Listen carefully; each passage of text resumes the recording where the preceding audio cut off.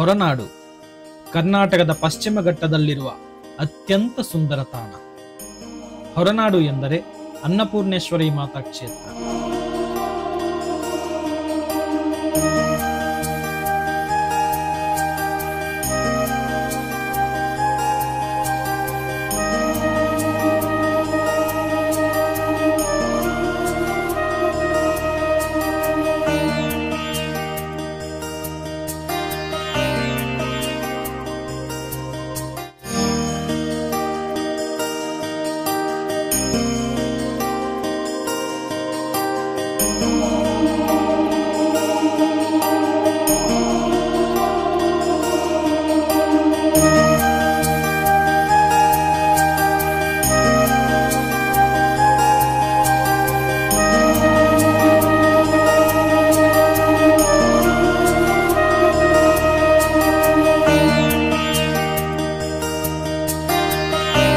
ದೇವಾಲಯವು ಚಿಕ್ಕಮಗಳೂರಿನಿಂದ ಕೇವಲ 100 ಕಿಲೋಮೀಟರ್ ದೂರದಲ್ಲಿದೆ.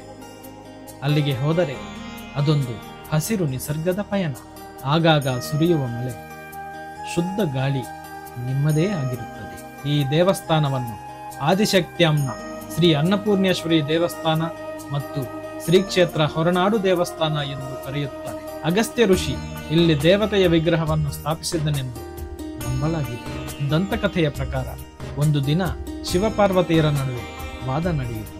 ಭಗವಾನ್ ಶಿವನು ಆಹಾರ ಸೇರಿದಂತೆ ಪ್ರಪಂಚದ ಎಲ್ಲವೂ ಮಾಯೆ ಎಂದು ಘೋಷಿಸುತ್ತಾನೆ. ತಾಯಿ ಪಾರ್ವತಿಗೆ ಅದು ಇಷ್ಟವಾಗದೆ ಅಲ್ಲಿಂದ ಮಾಯವಾದಳು. ಇದರಿಂದ ಪ್ರಕೃತಿ ನಿಶ್ಚಲವಾಯಿತು. ಹವಾಮಾನ ಬದಲಾಗಲಿದೆ, ಸಸ್ಯಗಳು ಬೆಳೆಯಲಿವೆ, ಜಗತ್ತಿನಲ್ಲಿ ಬರಗಾಲವಿತ್ತು. ಇದರೊಂದಿಗೆ ಜಗತ್ತನ್ನು ಕರುಣಿಸಬೇಕೆಂದು ಬಯಸಿದ ಪಾರ್ವತಿ ಮಾತೆ ಕಾಣಿಸಿಕೊಂಡು ಎಲ್ಲರಿಗೂ ಅನ್ನ ಸಂತರ್ಪಣೆ ಮಾಡಿ ಅನ್ನಪೂರ್ಣೇಶ್ವರಿ ದೇವಿಯನ್ನು ಇಲ್ಲಿ ಪೀಠದ ಮೇಲೆ ನಿಂತಿರುವ ಭಂಗಿಯಲ್ಲಿ ಕಾಣಬಹುದು. ಅವಳು ತನ್ನ 4 ಕೈಗಳಲ್ಲಿ ಶಂಕು, ಚಕ್ರ, ಶ್ರೀಚಕ್ರ ಮತ್ತು ದೇವಿ ಗಾಯತ್ರಿಯನ್ನು ಧರಿಸಿದ್ದಾಳೆ.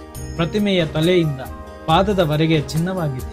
ಈ ದೇವಾಲಯದಲ್ಲಿ ಆಚರಿಸುವ ಪ್ರಮುಖ ಹಬ್ಬವೆಂದರೆ ಅಕ್ಷಯ ತೃತೀಯ. ಅಂದು ಅನ್ನಪೂರ್ಣ ದೇವಿಯ ಜನ್ಮದಿನ ಎಂದು ನಂಬಲಾಗಿದೆ. ಈ ದಿನವು ತ್ರೇತಾಯುಗದ ಆರಂಭ, ಚಳಿಗಾಲ ಅಂತ್ಯ ಮತ್ತು ಬೇಸಿಗೆಯ ಆರಂಭ. ಫೆಬ್ರವರಿಯಲ್ಲಿ 5 ದಿನಗಳ ಕಾಲ ರಥೋತ್ಸವ. ಸೆಪ್ಟೆಂಬರ್ನಲ್ಲಿ 9 ದಿನಗಳ ಕಾಲ ನವರಾತ್ರಿ ಮತ್ತು ದೀಪೋತ್ಸವವು ದೇವಾಲಯದಲ್ಲಿ. ಅಮ್ಮನವರನ್ನು ದರ್ಶಿಸಲು ಬಯಸುವ ಪುರುಷರು ತಮ್ಮ ಅಂಗಿಯನ್ನು ತೆಗೆದು ಆಲಯವನ್ನು ಪ್ರವೇಶಿಸಬೇಕು. ಹೊರನಾಡು ಕಾಡುಗಳಲ್ಲಿ ಕಾಫಿ ತೋಟಗಳು ಹೆಚ್ಚಾಗಿ ಕಂಡುಬರುತ್ತವೆ. ಮೆಣಸು ಕಾಳು ಚೆನ್ನಾಗಿ ಬೆಳೆಯುತ್ತವೆ. ಇಲ್ಲಿಗೆ ತಲುಪಲು ಬೆಂಗಳೂರು ನಗರದಿಂದ ಬಸ್ಸುಗಳು ಸಂಚರಿಸುತ್ತವೆ.